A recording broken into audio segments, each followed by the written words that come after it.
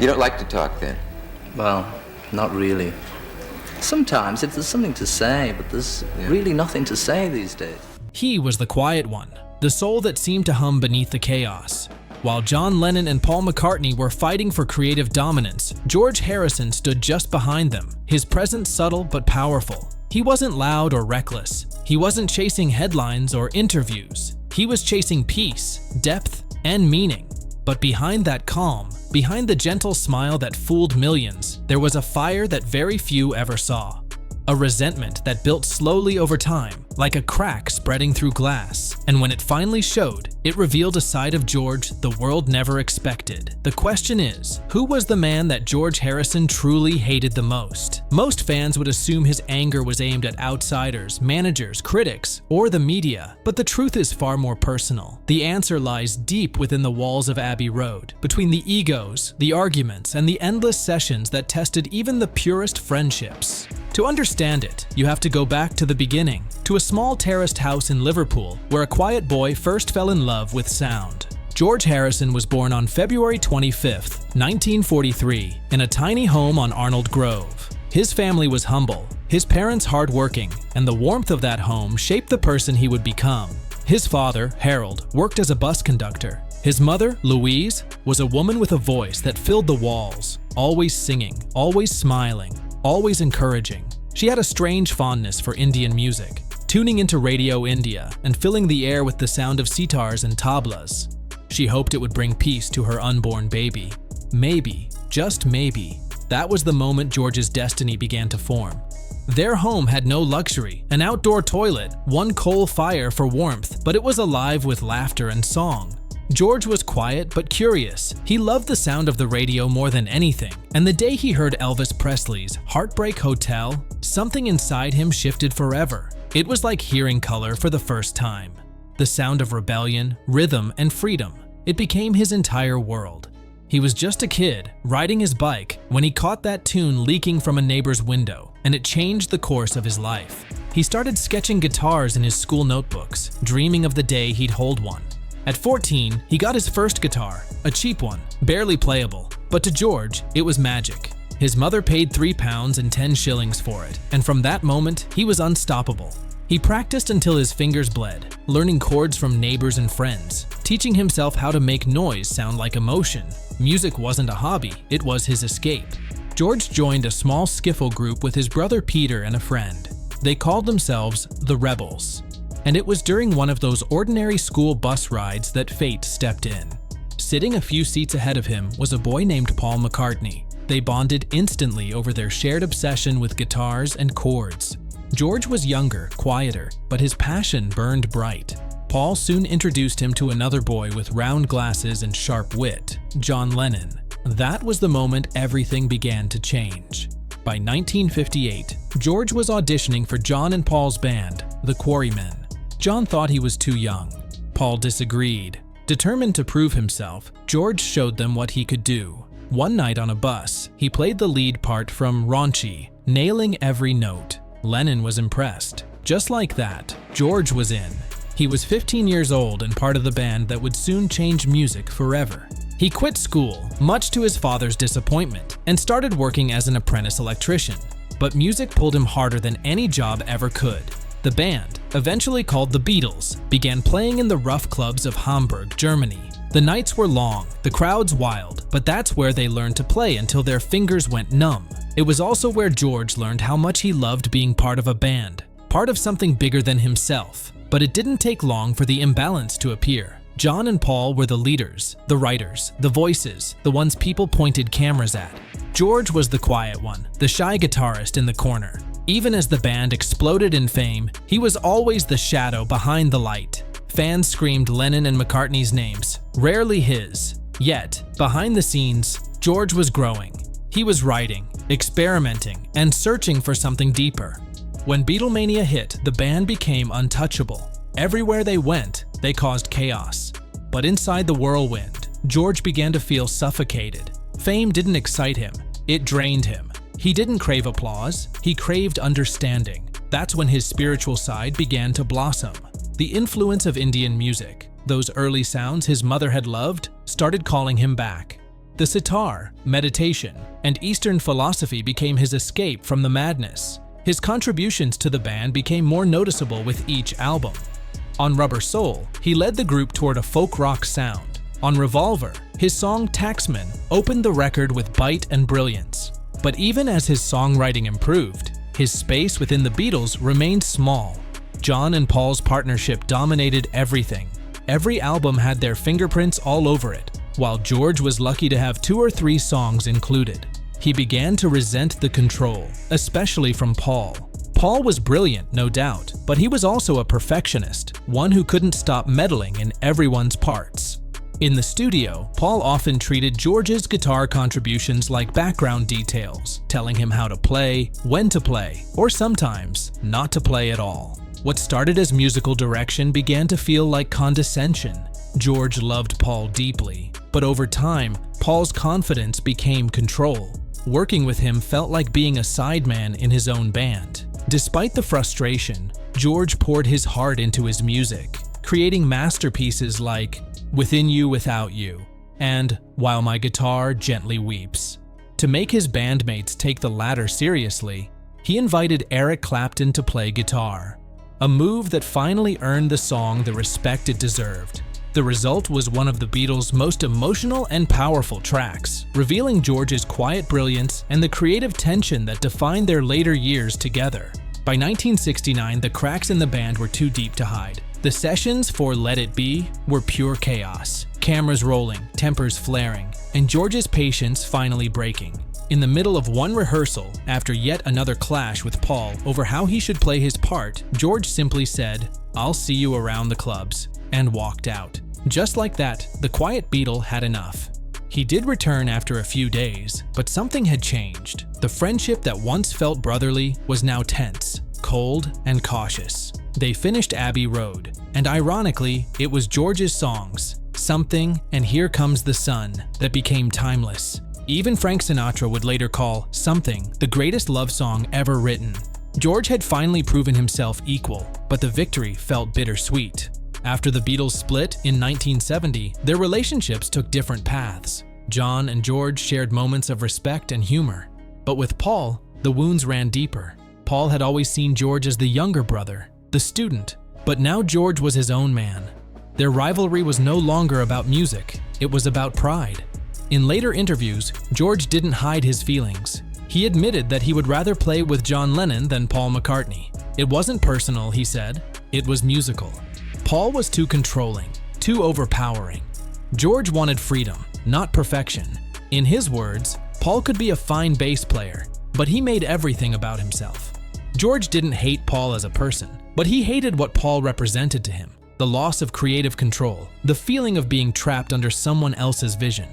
The tension lingered for decades. Even after the Beatles ended, there was a chill between them. Paul tried to reconnect several times, visiting George during his illness years later. And while the bitterness had softened with time, it never truly disappeared.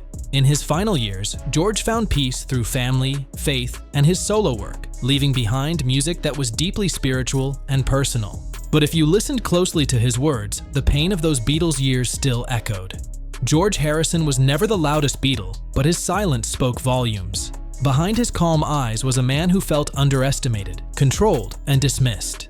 He wasn't after fame, he was after truth. And maybe that's why his resentment toward Paul ran so deep. It wasn't about jealousy or anger. It was about not being seen for who he truly was. George Harrison respected Paul McCartney's musical brilliance. Everyone did. Paul was the perfectionist, the man who could turn a simple tune into something magical. But to George, that same brilliance sometimes felt like a cage. Working with Paul was both inspiring and exhausting, like watching a storm form and realizing you're standing in its path. In the studio, that dynamic often exploded into quiet frustration, and nowhere was it clearer than during the endless sessions for Maxwell's Silver Hammer. The year was 1969. The Beatles were falling apart piece by piece. John was distracted, George was disillusioned, and Ringo just wanted the chaos to stop. But Paul, determined as ever, was chasing perfection. Maxwell's Silver Hammer was his idea of fun, a quirky, twisted tune about a murderer with a hammer, wrapped in a cheerful melody. It was supposed to be clever and ironic. Instead, it turned the studio into a battlefield. George later said Paul made them do these fruity songs that drove everyone mad. They'd spend hours trying to capture the perfect sound of an anvil, hitting metal over and over while tempers flared. Everyone wanted to move on, but Paul wouldn't let go. For him, it had to be perfect. For everyone else, it was torture.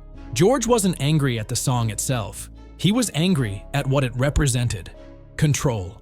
Every time Paul got an idea, it became the center of the universe. And for a man like George, who was quietly evolving as a songwriter, that dominance hurt. He once said that Paul would help with your songs only after his own were done, and even then, he'd take over as if he knew better. To George, it wasn't teamwork anymore. It was submission. That's when resentment began to grow. Slow, quiet, but deep. Paul's perfectionism made the Beatles great, but it also broke them piece by piece. He couldn't stop pushing, couldn't stop polishing. And in that process, he often forgot that others in the room had voices too. George, especially, was reaching a point where he needed to be heard. He had melodies, ideas, and emotions that deserved the same spotlight John and Paul took for granted. But inside that studio, he often felt invisible. Decades later, when Howard Stern asked Paul if he thought he had underestimated George's songwriting, Paul finally admitted it. He said it was easy to underestimate him because he and John had always been the main writers. George came in later, he said, but when he did, he bloomed. He wrote some of the greatest songs ever. That admission came too late. The damage had been done decades earlier, when every George song had to fight for space on an album, while Paul and John filled it effortlessly. During the Beatles' golden years, George was living in the shadow of giants. Lennon and McCartney were unstoppable, tossing out classics like Hey Jude, Strawberry Fields Forever, and Let It Be. But beneath that brilliance was tension, the kind that comes when genius meets ego. George's songs were often dismissed or reshaped beyond recognition. When he brought in ideas like While My Guitar Gently Weeps, they weren't taken seriously at first. He had to bring in Eric Clapton to play guitar just so the others would pay attention. That moment said everything about how far he had to go to be heard. By the time of Abbey Road, George had grown tired of being treated like a backup player. His songwriting had blossomed beyond anyone's expectations, producing timeless pieces like Something and Here Comes the Sun. But instead of feeling proud, he felt trapped. Every studio session turned into a battle between his quiet spirituality and Paul's unrelenting control. Even as they made history, the cracks beneath the music were widening. In a 1974 BBC interview, George didn't hold back. He said that working with Paul had ruined him as a guitar player. It was a bold statement, but behind it was years of bottled frustration. Paul's constant need for control left little room for George's creativity. Still, even with all that tension, George admitted something important, that there was always a bond between them. No matter what they went through, something deeper tied them together. It wasn't just music, it was shared history, a brotherhood forged in youth and fame and chaos. That bond would be tested again years later, after John's death. In 1994, Paul, George, and Ringo reunited in Paul's studio. The press called them the Threedles. For a brief moment, the magic flickered again. They laughed, argued, and played, trying to revive old Lennon demos. It wasn't easy. The wounds hadn't fully healed. Paul and George still got on each other's nerves, just like before. But beneath it all, there was respect, the kind that only comes from surviving something monumental together. Their relationship remained complicated to the end. They could never fully escape their history, but they also couldn't erase the affection. In a Yahoo chat in 2001, someone asked George if Paul still annoyed him. He quoted an old Victorian proverb, "Scan not a friend with a microscopic glass. You know his faults, then let his foibles pass." That one line said everything. George had made peace with their differences. He didn't need to love everything about Paul to love him as a person. Later that year, George's life was nearing its end. Cancer had taken its toll, but he faced it with grace. Paul visited him in New York during his final days. They sat together, talked, and even laughed like old friends. Paul said it was beautiful, that they held hands and remembered the old days. For a man who had once been too proud to admit weakness, that moment meant everything. When George died, Paul called him his baby brother. The years of rivalry and resentment melted into something purer: love, respect, and a sense of peace that had taken a lifetime to reach. Their children, too, carried that bond forward. Paul's daughter, Stella McCartney, and George's son, Donny Harrison, grew up with stories of their father's battles and brilliance. But instead of distance, they found connection. Stella once said she was moved to tears watching Martin Scorsese's documentary, Living in the Material World, especially when Donny read his father's words. She felt her father's spirit in that film, and it brought her closer to the Harrison family. Their friendship went beyond sentiment. Stella designed Donny's wife's wedding dress, and years later, Donny surprised her by performing Live and Let Die at a gala, a song written by her own father. It was more than a tribute, it was a bridge between legacies. Through them, the story of Paul and George found a gentler chapter, one filled with forgiveness and continuity rather than conflict. George's personal life was as colorful as his music. He married Pattie Boyd in 1966, with Paul as his best man. They met on the set of A Hard Day's Night, where George, smitten, proposed to her over lunch. For a while, they seemed inseparable, but fame, temptation, and excess caught up with them. George's affairs, including one with Ringo Starr's wife, tore the marriage apart.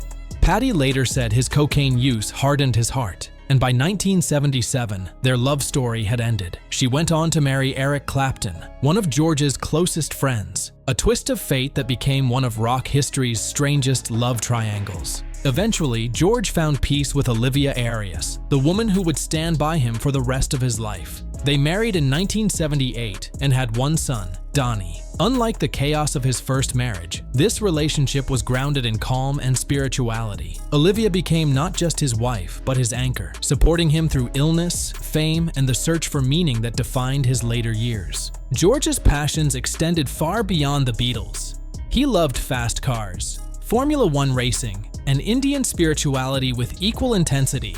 He wasn't just a musician, he was a seeker, always chasing something deeper. His belief in karma, peace, and meditation gave him the balance that fame had stolen. When the noise of the world got too loud, he turned inward, and it showed in his music. Even after his passing, his legacy grew. In 2004, he was posthumously inducted into the Rock and Roll Hall of Fame as a solo artist. 2 years later, he was honored at Madison Square Garden for organizing the concert for Bangladesh, one of the first major charity concerts ever held. In 2009, he received a star on the Hollywood Walk of Fame.